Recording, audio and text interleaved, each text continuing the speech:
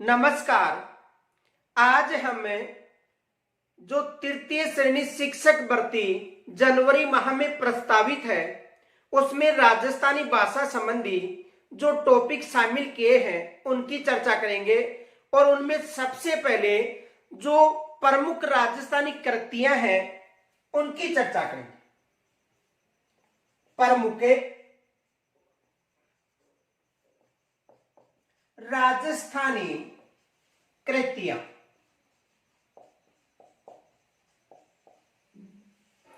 प्रमुख राजस्थानी कृतियां। देखो, इनमें जो राजस्थानी यानी कहने का मतलब है राजस्थानी भाषा कृतियां नहीं पूछी जाएंगी, केवल प्रमुख जो राजस्थानी कृतियां हैं वो सिलेबस में है। तो देखो, एक तो है अचलदास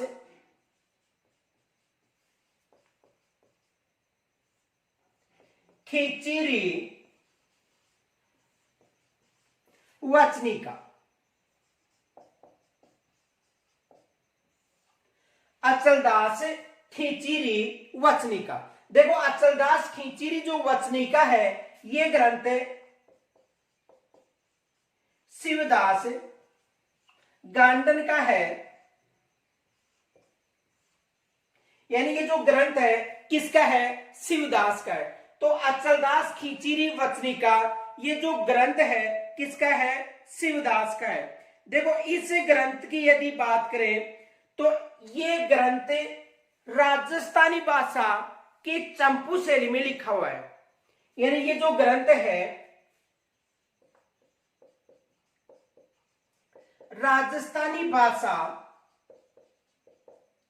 की चंपू शैली में लिखा हुआ है। एग्जाम में प्रश्न बन सकता है कि जो अचलदास खिचड़ी वचनिका है ये किस शैली में लिखा है? तो चंपू शैली का मतलब है गद्य और पद्य शैली में। यानी चंपू शैली का मतलब है, देखो, चंपू शैली का मतलब होता है गद्य व पद्य। तो एग्जाम में प्रश्न बन सकता है कि अचलदास खिचड़ी वचनिका ग्रंथ किसका है? तो याद रखना ये ग्रंथ किसका है? शिवदास का। दूसरा देखो, ये राजस्थानी भाषा की चंपू शैली में लिखा हुआ है। तो एग्जाम में प्रश्न बन सकता है कि जो अचलदास खिचड़ी वचनिका, जो अचलदास खिचड़ी वचनिका है ये ग्रंथ किस शैली में लिखा है? तो वहां पर मिल सकता है गद्य शैली में, पद्य शैली में, चंपू शैली में। तो याद रखना ये गद्य व पद्य यानी दोनों शैली में, यानी कहने का मतलब है किस शैली में लिखा हुआ है? चंपू शैली में लिखा हुआ है। इनके अलावा देखो, इस ग्रंथ की यदि चर्चा करें अचलदास खिचड़ी वचनिका, तो ये गागरोन का जो शासक था अचलदास, इनके अलावा जो मालवा का जो शासक था होसन शाह, इनके मध्य जो युद्ध हुआ था उस युद्ध का उल्लेख किस ग्रंथ में मिलता है? अचलदास खिचड़ी वचनिका में। ये याद रखना। तो यहां से देखो 2-3 प्रश्न बन सकते हैं इस ग्रंथ से। एक तो प्रश्न ये बन सकता है कि अचलदास खिचड़ी वचनिका किसका है? शिवदास का है। दूसरा ये प्रश्न बन सकता है कि ये किस शैली में लिखा हुआ है? यानी राजस्थानी भाषा की चंपू शैली में ये ग्रंथ लिखा हुआ है, यानी गद्य और पद्य में। इनके अलावा ये भी प्रश्न बन सकता है कि जो अचलदास खिचड़ी वचनिका में किस वंश का उल्लेख मिलता है? तो जो झालावाड़ में गागरोन क्षेत्र था, गागरोन वंश का उल्लेख मिलता है। यानी कहने का मतलब है जो गागरोन का जो शासक था अचलदास, तो गागरोन का शासक अचलदास और मालवा का जो सुल्तान होसन शाह था उनके मध्य जो 1423 में जो युद्ध हुआ था उस युद्ध का उल्लेख किस ग्रंथ में मिलता है? अचलदास खिचड़ी वचनिका में। ये याद रखना क्योंकि यहां से एग्जाम में प्रश्न बन सकता है। तो देखो, ये ग्रंथ किसका है? शिवदास का। किस भाषा में लिखा है? यानी चंपू शैली में ये लिखा गया है। देखो आगे,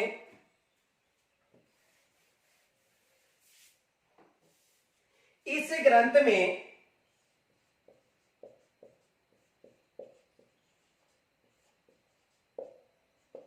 गागरोन के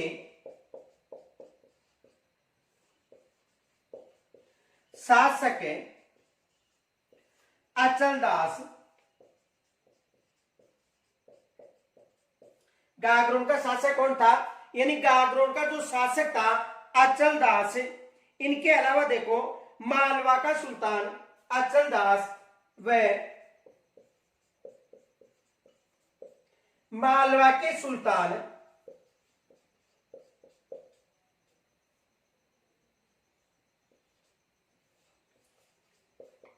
होशंग शाह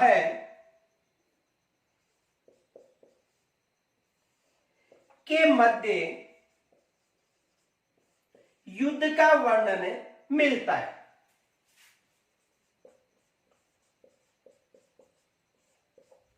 ये याद रखना, एग्जाम में यहां से प्रश्न बन सकता है। और ये युद्ध कब हुआ था, 1423 में। तो देखो यानी अचलदास खींचीरी जो वचनिका ग्रंथ है, ये ग्रंथ किसका है, शिवदास का है। किस भाषा में लिखा गया था, राजस्थानी भाषा की चंपू शैली में लिखा गया था। और इस ग्रंथ में जो गागरोन का शासक था, कौन था गागरोन का शासक उस समय, अचलदास। और अचलदास तथा जो मालवा का सुल्तान था होशंग शाह, उनके मध्य युद्ध हुआ था 1423 में। उस युद्ध का जो उल्लेख है किस ग्रंथ में मिलता है, अचलदास खींचीरी वचनिका।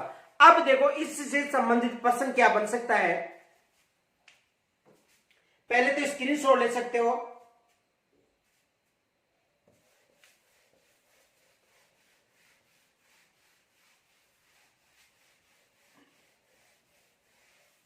देखो इससे संबंधित ये प्रश्न बन सकता है,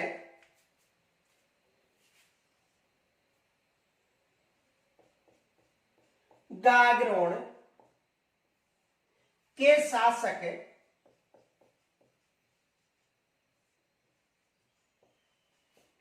अचलदास व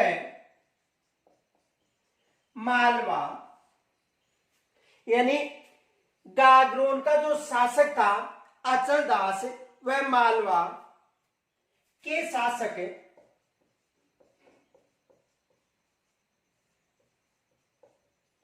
होशंग शाह के मध्य 1423 ईस्वी के मध्य युद्ध का वर्णन या युद्ध का उल्लेख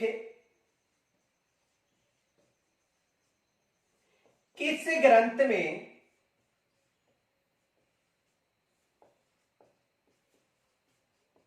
मिलता है। देखो गागरोन का जो शासक था कौन था, अचलदास। इनके अलावा जो मालवा का शासक कौन था, होशंग शाह। तो इनके मध्य जो युद्ध हुआ था, इस युद्ध का उल्लेख किसमें मिलता है, तो याद रखना अचलदास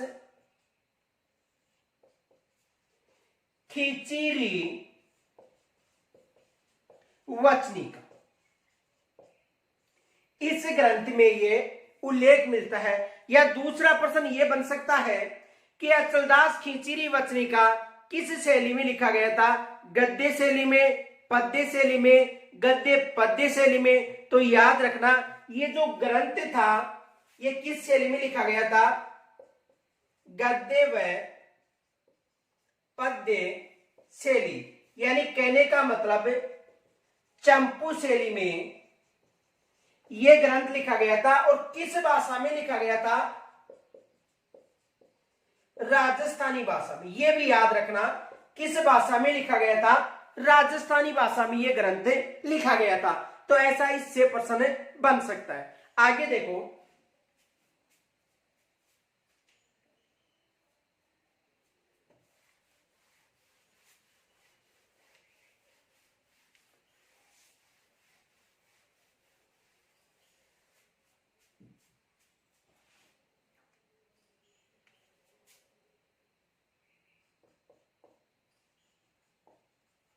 अमीरनामा। देखो अमीरनामा मुंशी भूसावन लाल का लिखा हुआ ग्रंथ है। मुंशी भूसावन लाल, ये ग्रंथ किसका लिखा हुआ है, यानी जो अमीरनामा ग्रंथ है वो किसका लिखा हुआ है, मुंशी भूसावल लाल का। देखो इस ग्रंथ की यदि बात करें तो इस ग्रंथ में जो टोंक का नवाब था उसका उल्लेख मिलता है, यानी अमीर खां पिंडारी जो टोंक का नवाब था उसका उल्लेख किस ग्रंथ में मिलता है, अमीरनामा में। और इसके रचयिता कौन है, मुंशी भूसावल लाल। तो देखो इस ग्रंथ में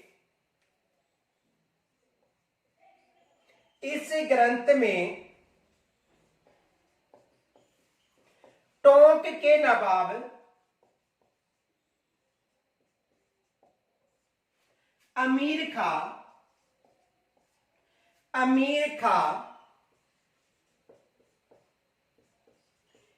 पिंडारी का उल्लेख मिलता है।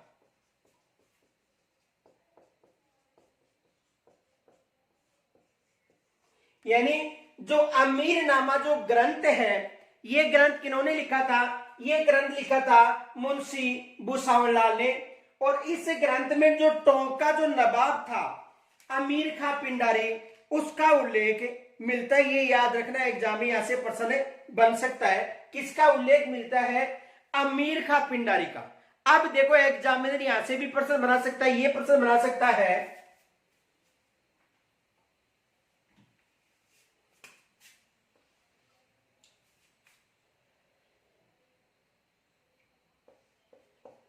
टोंक के नवाब अमीर खां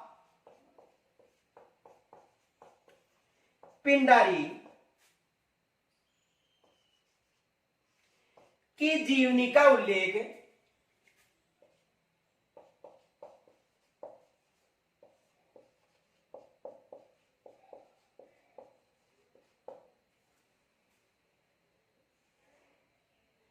किस ग्रंथ में मिलता है। देखो यानी अमीर का जो पिंडारी है उसका जो उल्लेख है वो किस ग्रंथ में मिलता है, कहने का मतलब है कि इस ग्रंथ में जो नवाब अमीर खां पिंडारी थे उनका उल्लेख मिलता, उनका जो कौन कौन से उन्होंने युद्ध किए, उन्होंने कौन कौन से कार्य किए थे, उन सभी का उल्लेख मिलता है कि किसमें मिलता है, अमीरनामा में। तो किस ग्रंथ में मिलता है, अमीरनामा, ये याद रखना। या दूसरा प्रश्न ये बन सकता है कि जो अमीरनामा ग्रंथ है ये किसका है, तो अमीरनामा जो ग्रंथ है भूसावल लाल का है। याद रखना अमीरनामा ग्रंथ मुंशी भूसावल लाल का है। ये भी एग्जाम में प्रश्न बन सकता है। और इसमें किसका उल्लेख मिलता है, अमीर खां पिंडारी का उल्लेख मिलता है। तो यहां तक स्क्रीनशॉट ले सकते हो।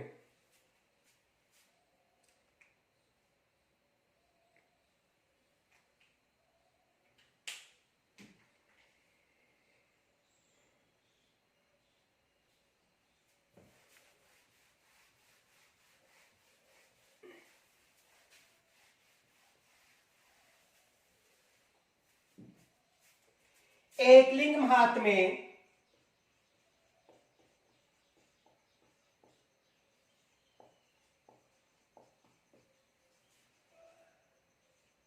देखो एकलिंग महात्म्य जो ग्रंथ है वो कान्हा व्यास का है।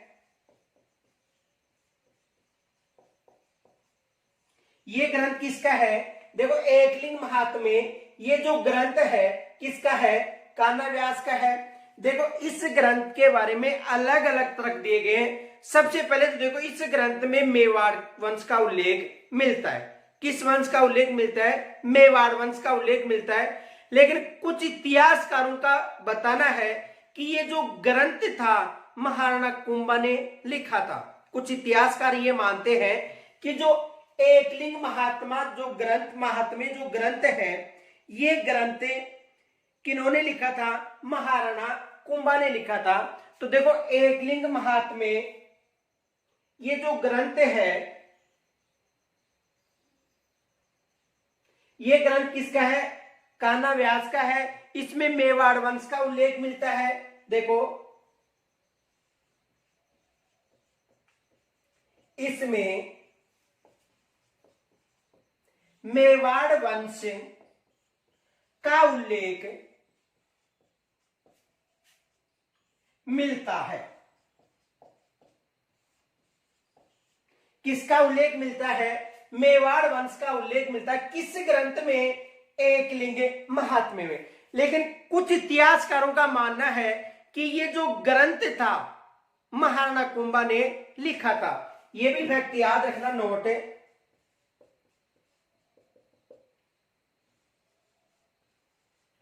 कुछ इतिहासकारों का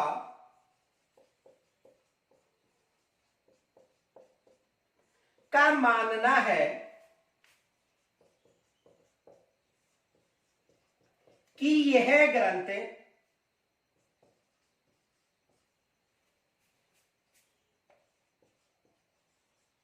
महाराणा कुंभा ने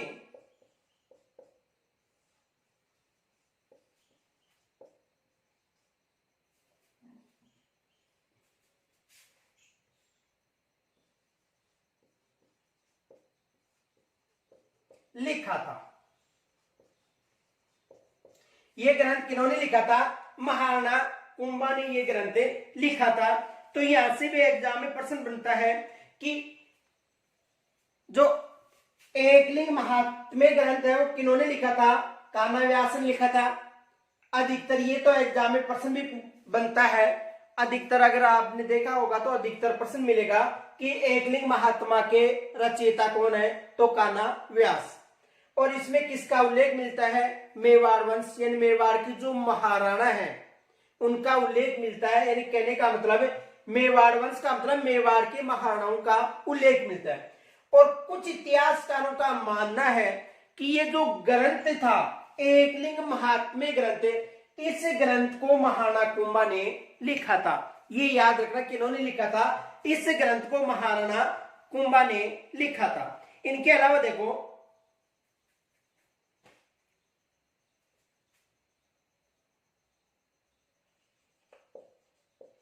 अमरसार, ये ग्रंथ पंडित जीवधर का है।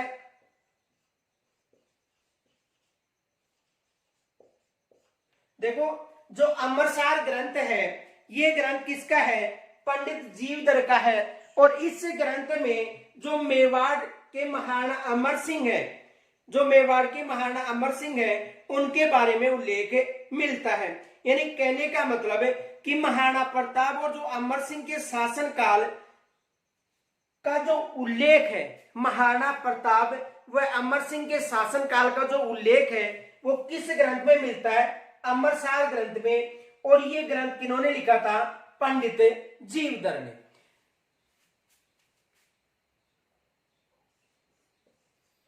इस ग्रंथ में महाराणा प्रताप व अमर सिंह का उल्लेख मिलता है।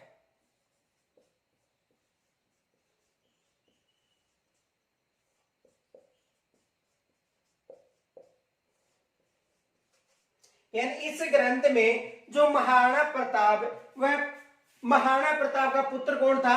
अमर सिंह। तो महाराणा प्रताप व महाराणा प्रताप के पुत्र अमर सिंह का उल्लेख मिलता है। किस ग्रंथ में मिलता है? अमरसार, जो किन्होंने लिखा था?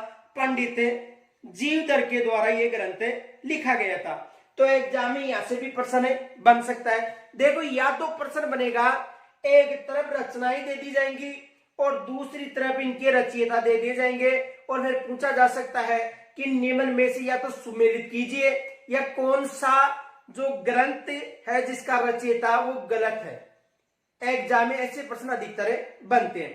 तो देखो एकलिंग महात्मा की बात करें, कान्हा व्यास ही बताना है और इसमें मेवाड़ वंश का उल्लेख मिलता है। कुछ इतिहासकार बताते हैं कि महाराणा कुंभा के द्वारा लिखा गया था।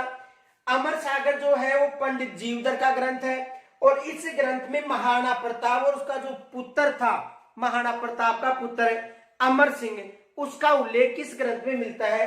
अमरसार। और ये ग्रंथ किन्होंने लिखा था?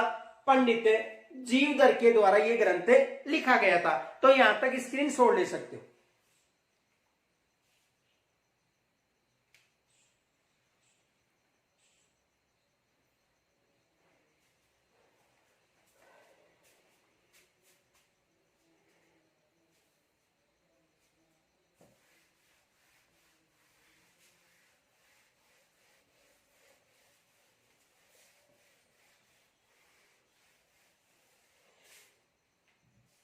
अजितोदय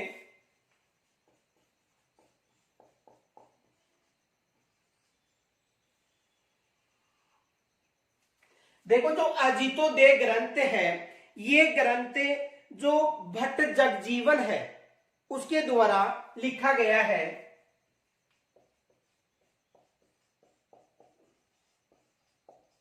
किसके द्वारा लिखा गया है? देखो, अजितोदय जो ग्रंथ है भट्ट जगजीवन के द्वारा लिखा गया है। और इस ग्रंथ में जो मारवाड़ का जो शासक था अजीत सिंह, उसका उल्लेख मिलता है। किसका उल्लेख मिलता है? देखो, मारवाड़ के शासक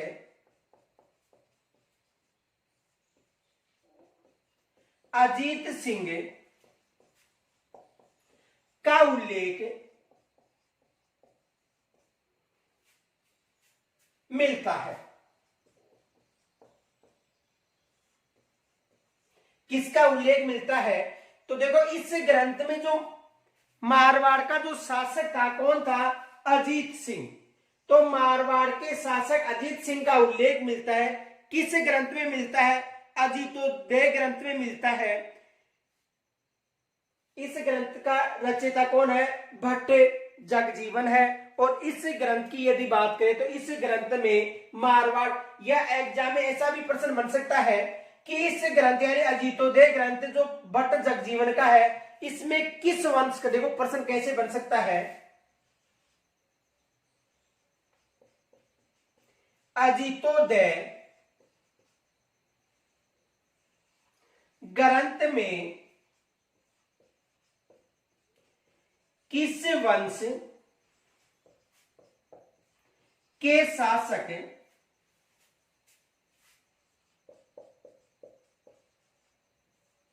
का उल्लेख मिलता है?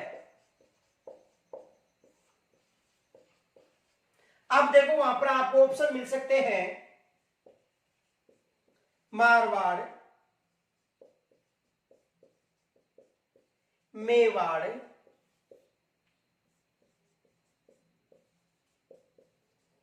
आमेर और अजमेर। यानी कहने का मतलब है कि जो अजितोदय ग्रंथ है इसमें किस वंश के शासक का उल्लेख मिलता है? तो वहां पर आपको ऑप्शन मिल सकता है मारवाड़, मेवाड़, आमेर। यानी देखो, मारवाड़ में जो राठौड़ वंश था, मेवाड़ में गुहिल और सिसोदिया वंश था, आमेर में कछुआ वंश था और अजमेर में चौहान वंश था। तो देखो, मारवाड़ में कौन सा वंश था? राठौड़ वंश। और जो अजीत सिंह था वो राठौड़ वंश का शासक था। तो कहने का मतलब ऐसा भी एग्जामिनर प्रश्न बना सकता है। तो देखो, इसमें ऑप्शन में क्या मिलेगा आपको? आएगा मारवाड़। यानी कहने का मतलब जो राठौड़ वंश का जो शासक था अजीत सिंह, उसका उल्लेख मिलता है। किसमें मिलता है? अजितोदय ग्रंथ में। तो ऐसा भी एग्जामिनर प्रश्न बना सकता है। तो यहां तक स्क्रीनशॉट ले सकते हो।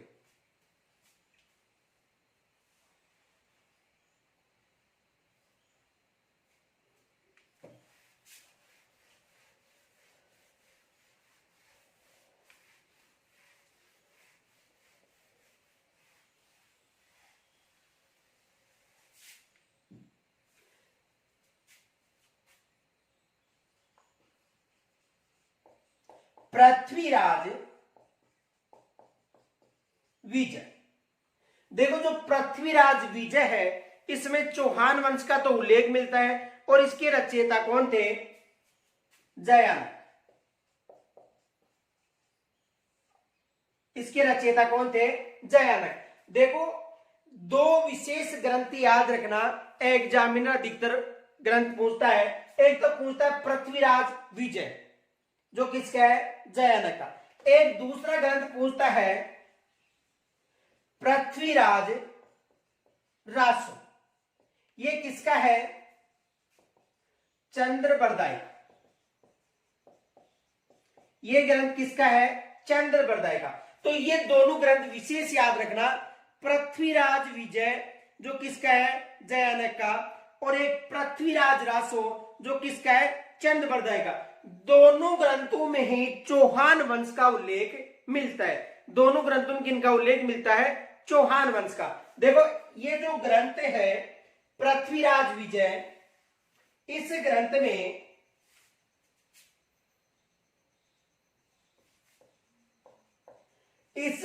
में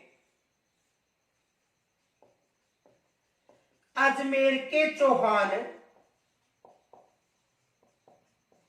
वंश का उल्लेख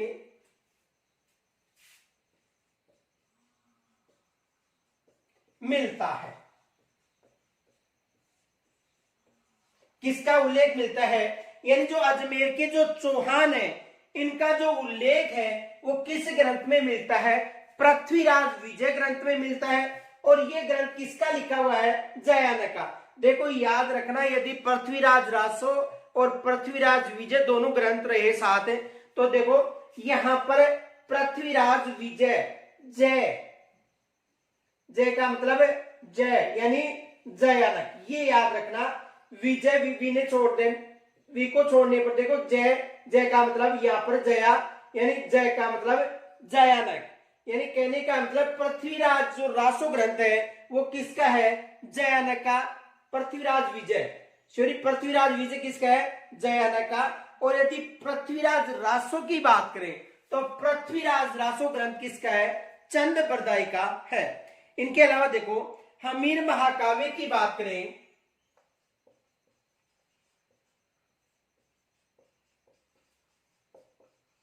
ये काव्य नयनचंद सूरी का लिखा हुआ है।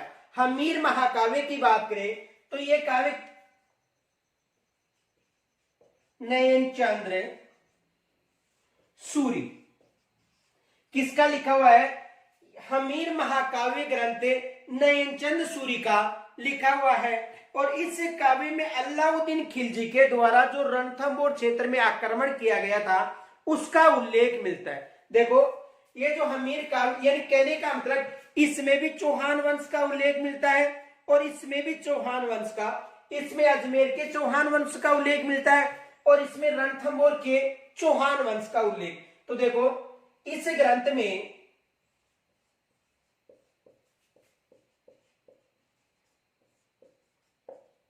रणथंभौर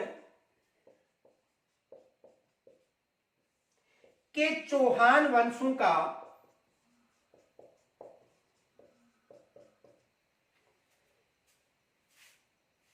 चौहान वंश का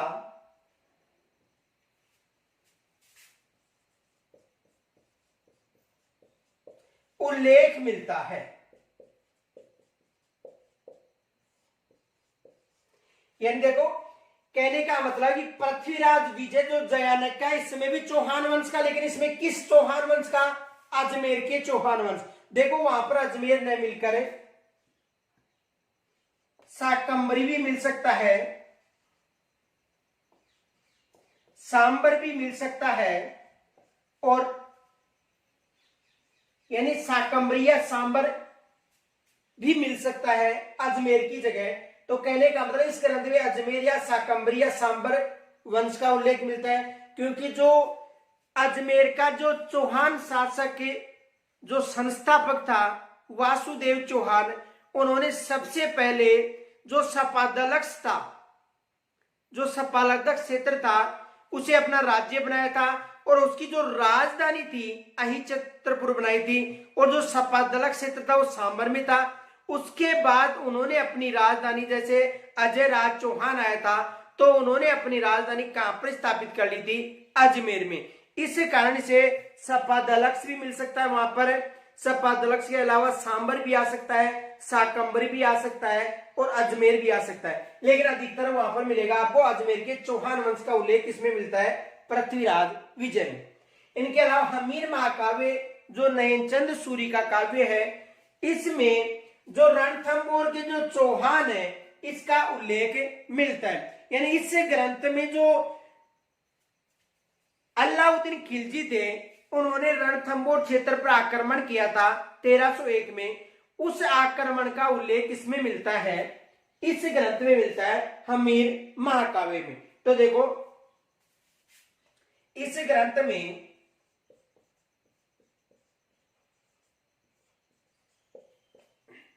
अलाउद्दीन खिलजी के रणथंभौर युद्ध का उल्लेख मिलता है।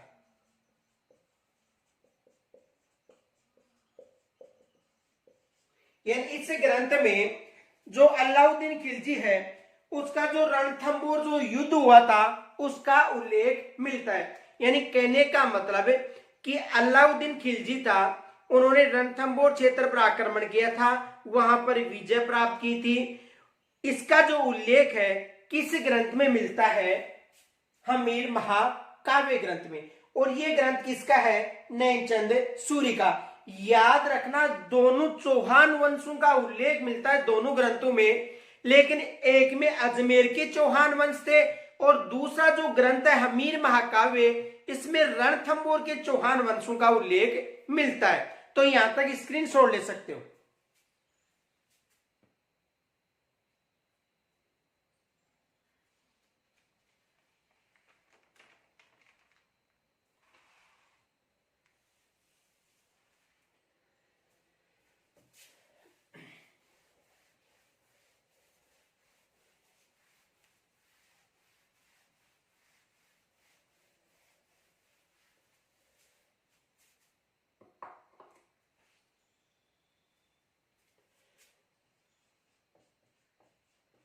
कान्नड़ दे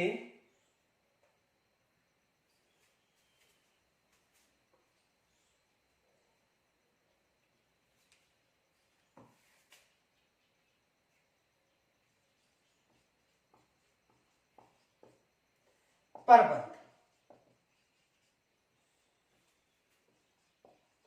पद्मनाभ।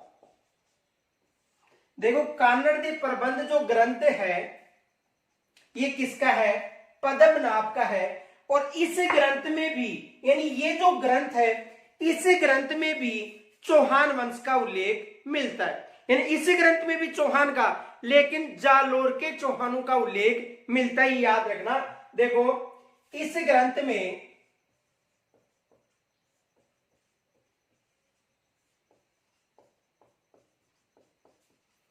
जालोर वंश या जालोर के चौहान वंश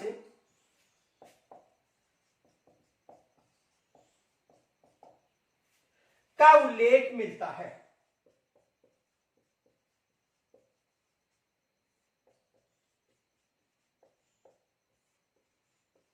यानी ये जो ग्रंथ है कान्नड़ दे प्रबंध जो किसका लिखा हुआ है?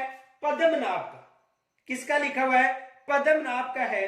तो इस ग्रंथ में किसका उल्लेख मिलता है?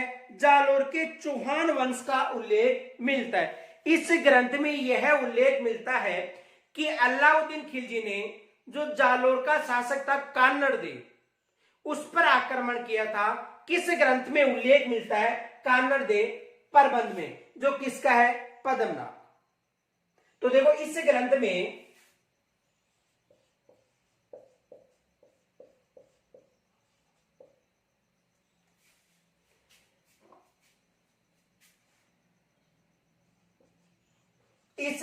में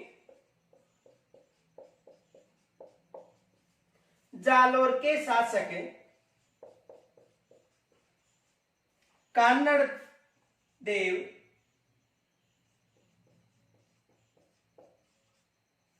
व अलाउद्दीन खिलजी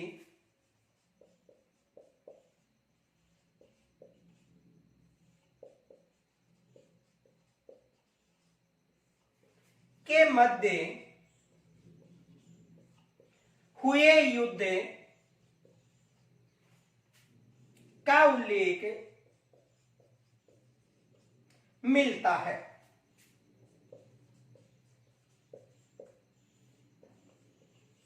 देखो जो तीनों ग्रंथ हैं, पृथ्वीराज विजय, इनके अलावा जो हमीर महाकाव्य है और कानड़देव पर्वत, ये जो तीनों ग्रंथ हैं, इन तीनों में चौहान वंश का उल्लेख मिलता है, लेकिन अलग अलग। यदि हम चर्चा करें पृथ्वीराज विजय, तो उसमें अजमेर के चौहानों का उल्लेख मिलता है। हमीर महाकाव्य की बात करें तो रणथंभौर के चौहानों का उल्लेख मिलता है। इनके अलावा यदि हम जो कानड़देव प्रबंध की बात करें तो इस ग्रंथ में किसका उल्लेख मिलता है? जालोर के चौहान वंश का उल्लेख मिलता है। अब देखो एग्जामिनर यहां से प्रश्न क्या बना सकता है, पहले तो यहां तक स्क्रीन छोड़ लीजिए।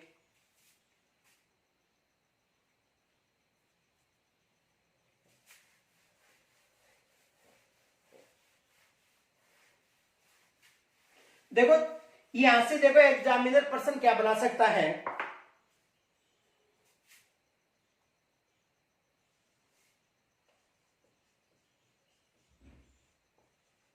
अलाउद्दीन खिलजी ने राजस्थान के चौहान शासकों पर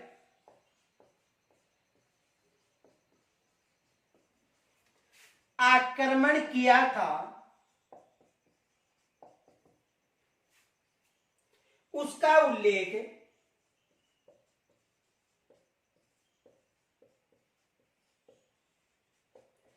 किस ग्रंथ में नहीं मिलता है?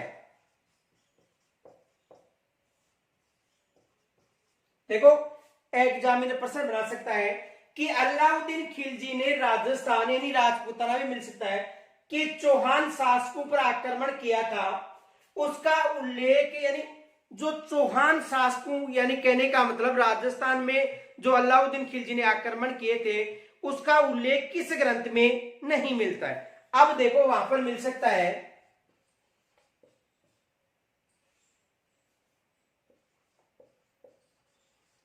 हमीर महाकाव्य,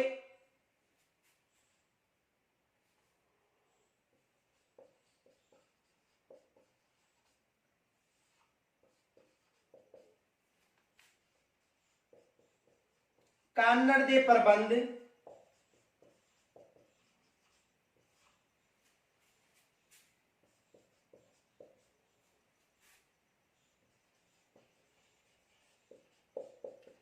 पृथ्वीराज विजय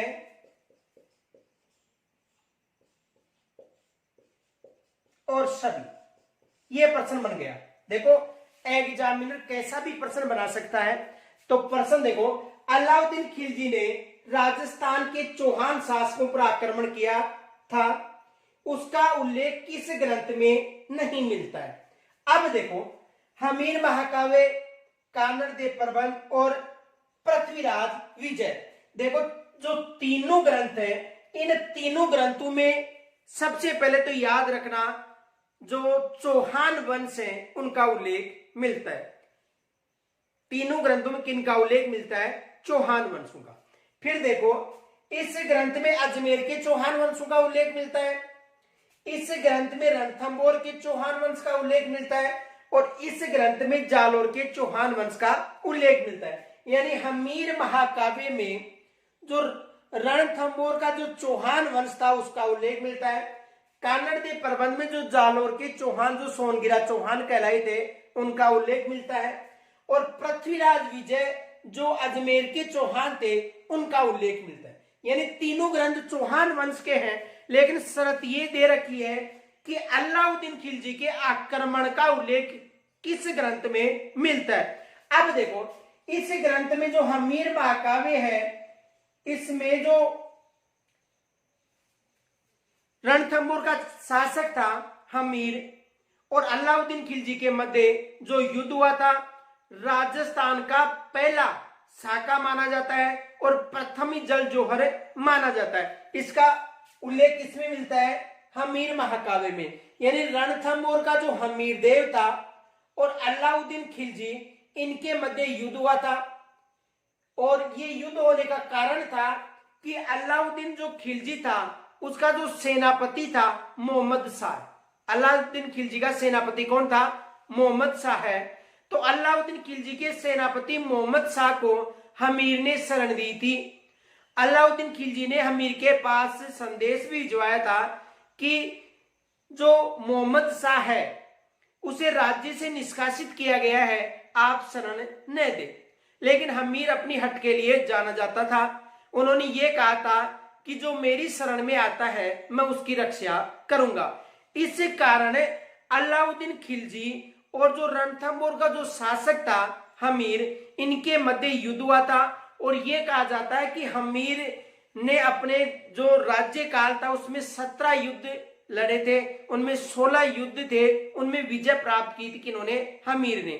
और जो युद्ध होने का कारण ये बताया जाता है कि जो अलाउद्दीन खिलजी की जो बेगम थी चिमना बेगम, और चिमना बेगम और सेनापति मोहम्मद शाह के मध्य जो प्रेम चल रहा था, जिसका पता अलाउद्दीन खिलजी को चल गया था, उसको लेकर उन्होंने मोहम्मद शाह को राज्य से निष्कासित कर दिया था। इस कारण उन्होंने हमीर की शरण ली थी और युद्ध हुआ था। कुछ इतिहासकार ये बताते हैं कि जो मोहम्मद शाह था उन्होंने जो लूट का माल था वो लूट कर कहां पर चला गया था? जंगलों में चला गया था। इस कारण ये युद्ध हुआ था, क्योंकि जब मोहम्मद शाह के पीछे सेनाई थी तो उन्होंने कहां पर शरण ली थी? हमीर के पास शरण ली थी।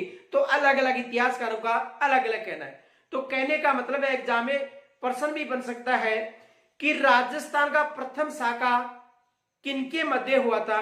तो देखो, राजस्थान का प्रथम शाखा जो अलाउद्दीन खिलजी और रणथंभौर का शासक था हमीर देव चौहान, इनके मध्य ये शाखा हुआ था, जो प्रथम राजस्थान का शाखा था और ये एकमात्र राजस्थान का जल जौहर भी था।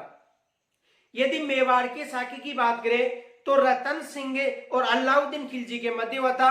ये राजस्थान का दूसरा शाखा था लेकिन मेवाड़ का प्रथम शाखा था। तो देखो, ये जो युद्ध हुआ था यानी हमीर महाकाव्य में अलाउद्दीन खिलजी और जो रणथंभौर का शासक था हमीर देव, इनके मध्य युद्ध का उल्लेख मिलता है। तो ये सही हो गया।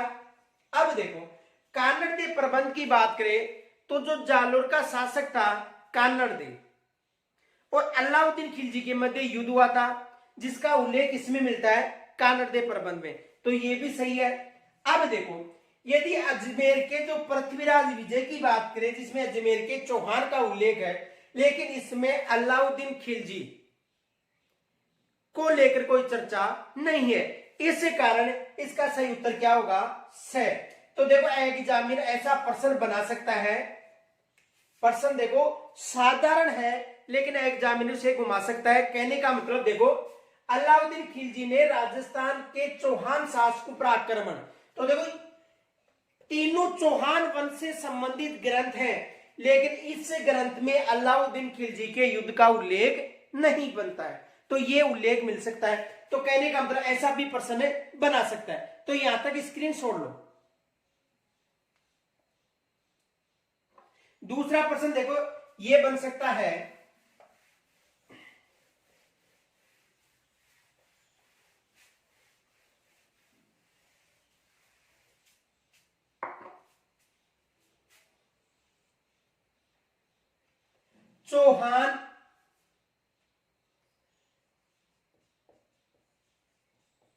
चौहान वंश का उल्लेख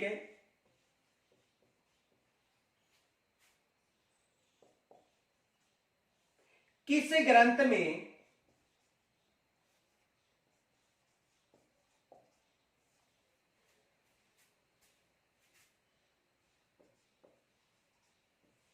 मिलता है?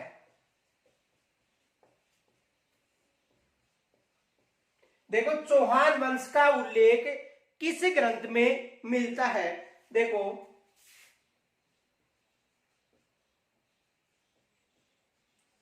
हमीर महाकाव्य,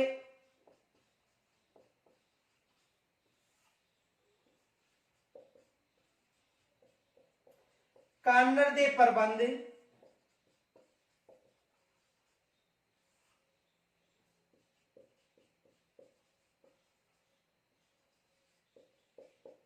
पृथ्वीराज विजय और सभी। तो देखो ये प्रश्न दूसरा कैसे बना सकता है कि चौहान वंश का उल्लेख किस ग्रंथ में मिलता है? तो देखो इसमें भी मिलता है। कौन से चौहानों का? जो रणथंभौर के चौहान है, जालोर के चौहान और अजमेर के चौहान। तो सही क्या होगा? उपयुक्त सभी। तो एग्जामिनर ऐसा भी प्रश्न बना सकता है। तो यहां तक स्क्रीनशॉट ले सकते हो।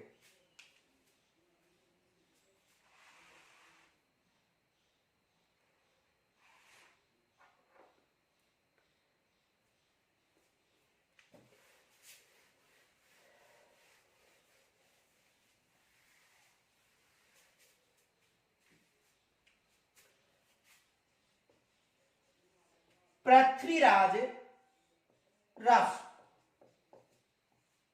देखो पृथ्वीराज रासो जो ग्रंथ है चंद बरदाई ने लिखा था और इस ग्रंथ में भी चौहान वंश का उल्लेख मिलता है। यह ग्रंथ किन्होंने लिखा था? चंद्र बरदाई।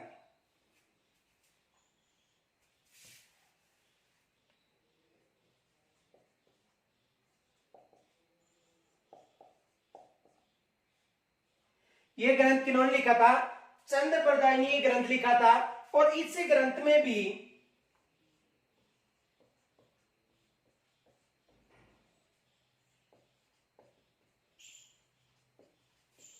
अजमेर के चौहानों का उल्लेख मिलता है।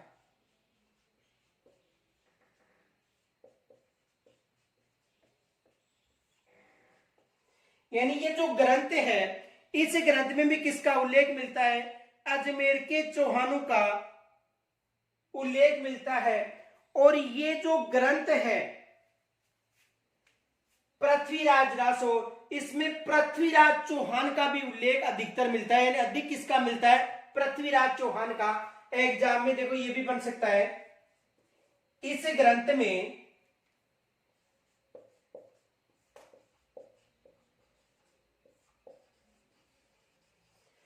पृथ्वीराज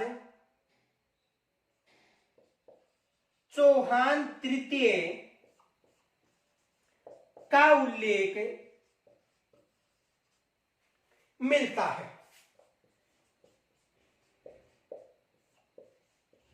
किसका उल्लेख मिलता है? यानी इस ग्रंथ में पृथ्वीराज चौहान तृतीय का उल्लेख मिलता है। और ये पृथ्वीराज जो रासो है ये हिंदी का प्रथम महाकाव्य माना जाता है। ये विशेष मोस्ट याद रखना कि हिंदी का प्रथम महाकाव्य किसे माना जाता है? पृथ्वीराज रासो को। एग्जाम में यहां से प्रश्न बन सकता है कि हिंदी का प्रथम महाकाव्य कौन सा है? तो देखो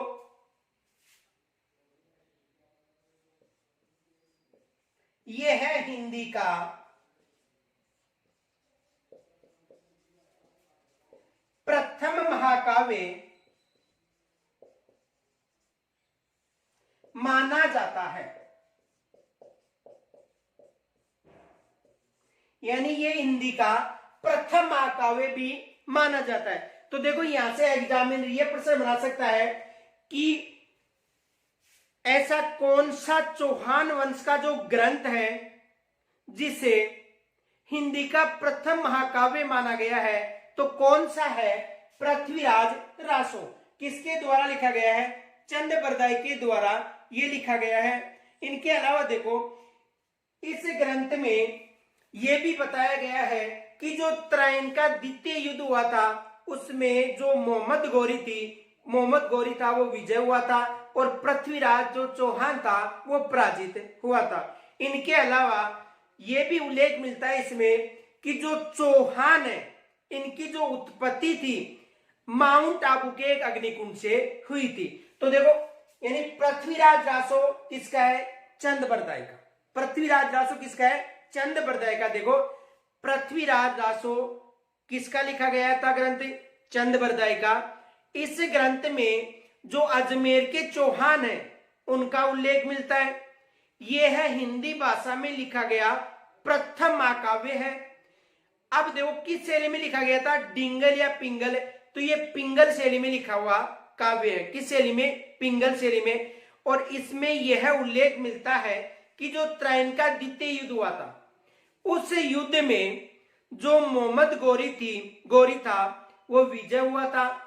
मोहम्मद गोरी विजय हुआ था और जो पृथ्वीराज तृतीय थे वो पराजित हुए थे। इनके अलावा देखो ये जो ग्रंथ है इस ग्रंथ में यह उल्लेख मिलता है किसमें? पृथ्वीराज रासो में कि जो राजपूत थे उनकी जो उत्पत्ति यानी अजमेर के जो राजपूत थे या अजमेर के जो चौहान वंश थे इनकी उत्पत्ति एक अग्निकुंड से हुई थी।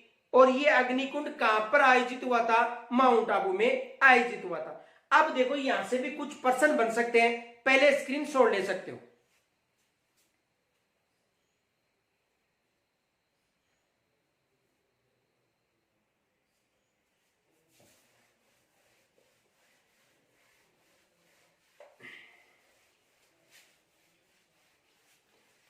देखो एक तो ये प्रश्न बन सकता है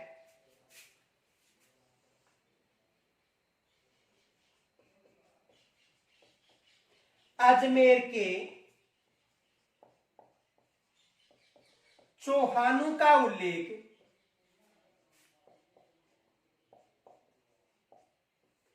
किस ग्रंथ में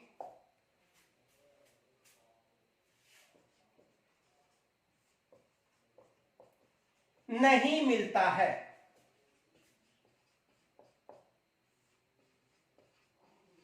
देखो एक तो जब एग्जामिनर प्रश्न बनाता है उस समय अधिकतर जो प्रश्न है वर्तमान में नहीं के बनाए जाते हैं। तो पढ़ते समय ये तो विशेष याद रखना कि है या नहीं। ये मत पढ़ना कि अजमेर के चौहान वंश का उल्लेख किस ग्रंथ में मिलता है, जबकि लिखा हुआ क्या है? किस ग्रंथ में नहीं मिलता है। अब देखो वहां पर आपको ऑप्शन दे दिए जाएंगे, मान लो जैसे पृथ्वीराज रासो वे में मिल गया, हमीर महाकाव्य से में मिल सकता है, पृथ्वीराज विजय और दे में मिल सकता है सभी। अब देखो अगर आप ये पढ़ते हो कि अजमेर के चौहान वंश का उल्लेख किस ग्रंथ में मिलता है तो 100% है कि यहां पर या यहां पर पहुंच जाओगे। और अगर ध्यान से पढ़ते हो ग्रंथ में नहीं मिलता है तब सोचते हो कि कौन सा हो सकता है। अब देखो यानी अजमेर के चौहान वंशों का उल्लेख किस ग्रंथ में मिलता है तो देखो इस ग्रंथ में भी किसका उल्लेख मिलता है? अजमेर के चौहानों का उल्लेख मिलता है। किसका उल्लेख मिलता है? अजमेर के चौहानों का उल्लेख मिलता है। पृथ्वीराज रासो में मिलता है और पृथ्वीराज विजय, ये जो दोनों ग्रंथ हैं इन दोनों ग्रंथों में अजमेर के चौहानों का उल्लेख मिलता है। और इस ग्रंथ में रणथंभौर के चौहानों का उल्लेख मिलता है। किसका उल्लेख मिलता है? यानी कहने का मतलब है कि हमीर जो महाकाव्य था इस महाकाव्य में रणथंभौर का उल्लेख मिलता है। पृथ्वीराज विजय, इस महाकाव्य में जो पृथ्वीराज विजय और पृथ्वीराज रासो है दोनों में अजमेर के चौहानों का उल्लेख मिलता है। अब देखो जो एग्जाम में 2 प्रश्न आ चुके हैं इससे संबंधित वो कौन कौन से हैं, पहले यहां तक स्क्रीनशॉट ले सकते हो।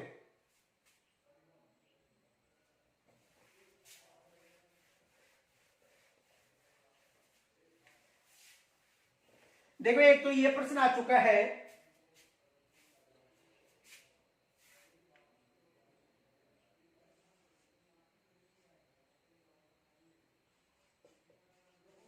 हिंदी का प्रथम महाकाव्य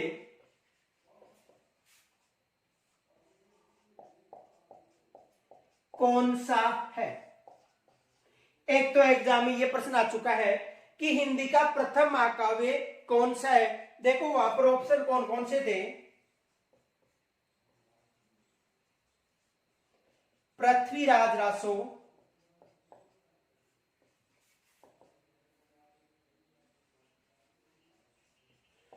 पृथ्वीराज विजय,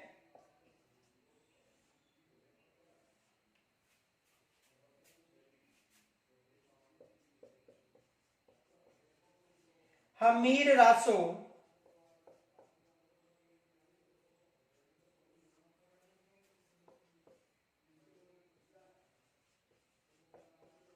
खुमान रासो।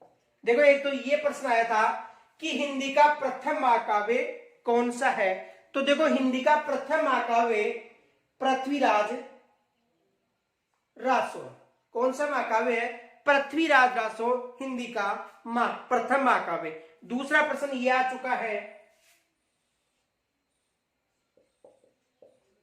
ऐसा कौन सा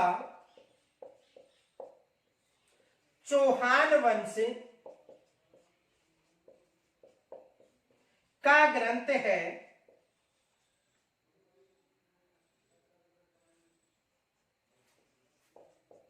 जिसमें यह उल्लेख मिलता है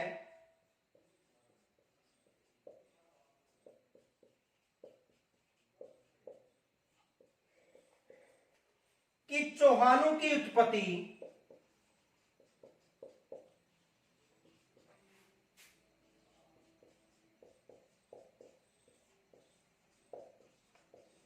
आबू के अग्निकुंड से हुई है। देखो दूसरा ये प्रश्न आया, यानी ये जो दोनों प्रश्न है एग्जाम में आ चुके हैं। एक तो ये आ चुका है कि हिंदी का प्रथम महाकाव्य कौन सा था, तो पृथ्वीराज विजय भी था, वहां पर पृथ्वीराज रासो भी था, हमीर रासो और खुमान रासो। दूसरा प्रश्न ये आ चुका है कि ऐसा कौन सा चौहान वंश का ग्रंथ है जिसमें यह उल्लेख मिलता है कि चौहानों की उत्पत्ति आबू के अग्निकुंड से हुई है। अब देखो इसमें देखो कौन सा ग्रंथ आएगा,